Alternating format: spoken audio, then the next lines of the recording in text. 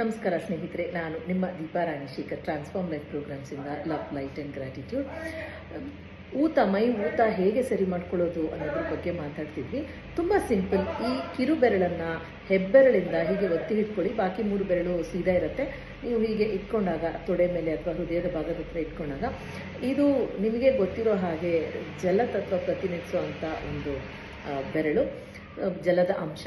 So ಇದನ್ನು ಹೀಗೆ ಇಟ್ಕೊಂಡಾಗ ಅದು ಬ್ಯಾಲೆನ್ಸ್ ಮಾಡುತ್ತೆ, ಆ ಜಲತತ್ವನ ಬ್ಯಾಲೆನ್ಸ್ ಮಾಡುತ್ತೆ.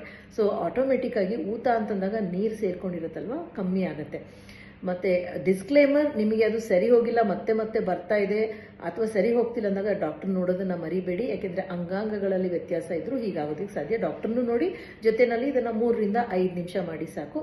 ನಿಮ್ಗೆ ಇದ್ರ ಬಗ್ಗೆ ಅಕ್ಯುಪ್ರೆಷರ್, ಕಲರ್ ಥೆರಪಿನಲ್ಲಿ ಖಂಡಿತ ಪರಿಹಾರ ಸಿಗುತ್ತೆ. ಕ್ಲಾಸ್ ಬಗ್ಗೆ ಇಂಟ್ರೆಸ್ಟ್ ಇದ್ದರೆ ಮೆಸೇಜ್ ಮಾಡಿ. Thank you so much for joining me. Deepa ರಾಣಿಶೇಖರ್.